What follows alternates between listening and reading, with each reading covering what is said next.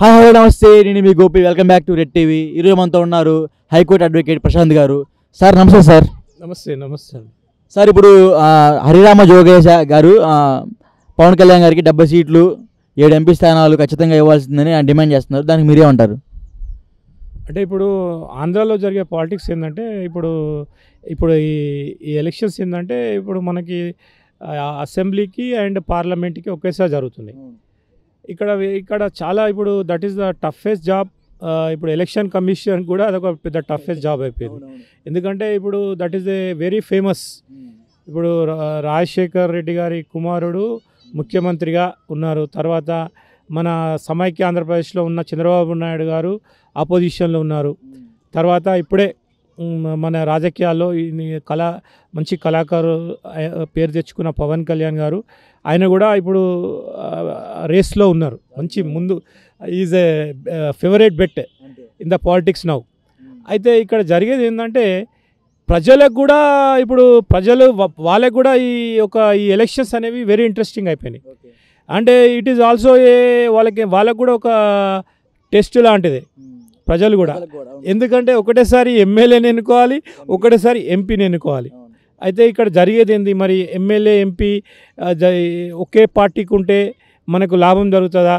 ఒకవేళ ఎంపీ వేరే పార్టీ అభ్యర్థి అయి, లేదంటే ఎమ్మెల్యే ఇక్కడ స్థానికంగా లోకల్ పార్టీ అభ్యర్థి అయి గెలిస్తే ఎలా ఉంటుంది అనే విషయాల మీద వాళ్ళకు కూడా చాలా ఒక హోంవర్కే ఇప్పుడు ఈ ఎలక్షన్లు ఇచ్చాయని నేను భావిస్తున్నా. ఎందుకంటే రీసెంట్గా తెలంగాణ జరిగినాయి ఓన్లీ ఎమ్మెల్యేకి జరిగినాయి. ఇప్పుడు మళ్ళీ మాకు గ్యాప్ వచ్చింది తెలంగాణ ఓటర్స్కి. మంచిగా ఆలోచించుకొని ట్రెండ్ని బట్టి ఓటేసే అవకాశం ఉంది తెలంగాణ ఓటర్స్కి.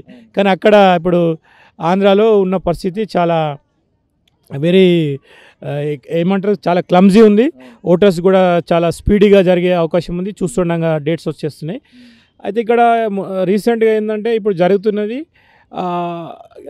ఎవరికి ఎన్ని సీట్లు జరుగుతున్నాయని వచ్చింది. ఇప్పుడు రీసెంట్గా ఒక సర్వే ఏం రిపోర్ట్ ఇచ్చిందంటే, సర్వే రిపోర్ట్ ప్రకారము ఇండియాలోనే థర్డ్ ప్లేస్లో ఉందంట జగన్ గారి పరిపాలన. ఇండియాలో ఇట్స్ పాజిటివ్ వచ్చిందండి. పాజిటివ్ వచ్చింది గోపి గారు. అయితే ఆయన చేసిన పథకాలని వచ్చింది అక్కడ. అంటే మనకు సర్వే రిపోర్ట్స్ అనేవి హౌ ఇట్ ఈజ్ అథెంటిక్ అనేది it no one knows. But report రాగానే ఎవ్రీబడి ఇప్పుడు బిఫోర్ ది పాలిటిక్స్ ఇలాంటివి చాలా వస్తుంటాయి. అదే ఇప్పుడు ప్రాక్టికల్గా మనం చూసేది ఆంధ్రప్రదేశ్ రాజకీయాలలో షర్మిల గారు కాంగ్రెస్ పార్టీకి అధ్యక్షురాలు కావడం అదొక ట్విస్ట్. అది ఇప్పుడు ఎందుకంటే కాంగ్రెస్ పార్టీ అనేది ఒక జాతీయ పార్టీ. దాంట్లో ఇప్పుడు ప్రత్యర్థిగా ఉన్న సొంత అన్నకి ఆమె పార్టీ కావడం, ఆమె మరి అది కాంగ్రెస్కి అధికారాన్ని ఇవ్వడానికి ఆమె కూడా ఒక పార్టీ కార్యకర్తలాగా, ఒక పార్టీ నాయకురాలాగా బంధుత్వాలని మర్చిపోయి సొంత అన్ననే ఒక ప్రత్యర్థిగా చేసుకొని ఆయన పైన విమర్శలు చేయడం అనేది కూడా it is going to it's been attracted by the media and people of the Andhra Pradesh. ఇంకేం జరుగుతుంది? సీట్లు సార్ మనకి మెయిన్ అయితే ఇప్పుడు హరిరామ జోగ గారు చెప్పారు కదా, సీట్లు జనసేనకి ఖచ్చితంగా 70 సీట్లు ఇవ్వాలి, లేకపోతే పొత్తులో తేడాలు వస్తాయని చెప్పాడు. ఆ సీట్ల గురించి చెప్పండి సార్. జోగయ్య గారు మాజీ మంత్రి, ఆయన అనుభవం ఉన్న వ్యక్తి రాజకీయాలలో. అక్కడ సమైక్యాంధ్రలో కానీ ఇప్పుడు కూడా ఆయనకు చాలా అనుభవం ఉంది. వారు చెప్తున్నారు ఇప్పుడు, ఎందుకంటే ఇప్పుడు వారి అనుభవం ప్రకారము పవన్ కళ్యాణ్ గారు మరి ఇక్కడ జరిగేది ఏంటంటే ఈ అలయన్స్ ఏదైతే వాళ్ళ పొత్తులు కుదురుతున్నావా లేదా, పొత్తులు ఏ విధంగా ఏ పద్ధతిలో కుదురుతాయి, ఎవరికి ఎన్ని సీట్లు పంచుకుంటున్నారు అనే విషయం మీద క్లారిటీ రావాలి అక్కడ చంద్రబాబు నాయుడు గారికిను పవన్ కళ్యాణ్ గారికి. తర్వాత ఇప్పుడు బీజేపీ పరిస్థితి ఏంటి?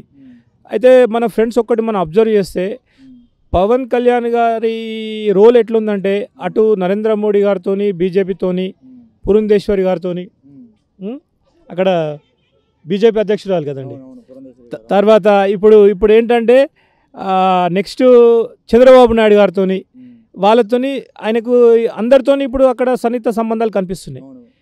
ఇప్పుడు ఇంకోటి ఏంటంటే ఇప్పుడు షర్మిల గారు కూడా జగన్ గారికి వ్యతిరేకంగా వాళ్ళు పనిచేయడం జరుగుతుంది. ఎందుకంటే పార్టీ పరంగా, తర్వాత వాళ్ళ వ్యక్తిగత కారణాలతో.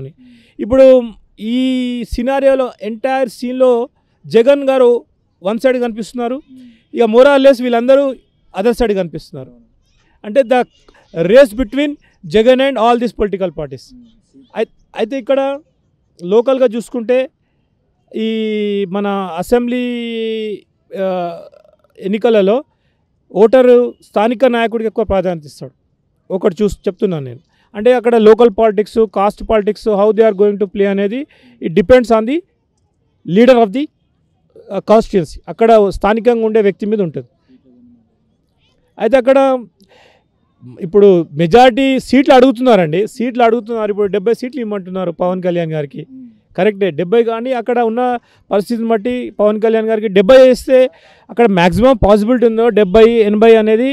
మరి అక్కడ టికెట్ షేరింగ్ అనేది అక్కడ ఏ ఫార్ములాలో, ఎక్కడ వాళ్ళ ఈక్వేషన్స్ ఎట్లుంటాయో, వాళ్ళ అనాలిసిస్ ఎట్లుంటాయో, వాళ్ళకు సమాధానం ఎట్లుంటుందో, అక్కడ ఓటర్ నాడి ఏ విధంగా ఉందనేది వాళ్ళు పరిశీలించి ఇస్తారు. ఇప్పుడు వాళ్ళు చేస్తున్నారు. అక్కడ ఇప్పుడు ఆల్రెడీ న్యూస్ పేపర్లో వచ్చింది కొన్ని ఏరియాలలో, కొన్ని ఇప్పుడు వైజాగ్ లాంటి కొన్ని ప్రదేశాలు ఎవరికి ఇవ్వాలి, ఎట్లా ఇవ్వాలి, వెస్ట్ గోదావరి ఎవరికి ఇవ్వాలి, ఇంకా ఫేమస్ ప్లేసెస్లలో ఎవరికి ఇవ్వాలి అనేది కొన్ని ఆల్రెడీ డిసైడ్ అయిపోయినాయి. కానీ అక్కడ ఏంటంటే ఓట్ షేరింగ్ అనేది ఇప్పుడు ఆ షేరింగ్ అక్కడ బలమైన వ్యక్తి, ఇక్కడ ఎవరికైనా నాయకుడికి స్థానికంగా ఎవరైనా చూసి ఏంటంటే ఈ కంటెస్టెంట్ ఉంటారు కదండి, ఎమ్మెల్యే క్యాండిడేట్ కానివ్వండి, ఎంపీ క్యాండిడేట్ కానివ్వండి, ప్రజల లోపల ఎలాంటి సంబంధం ఉంది.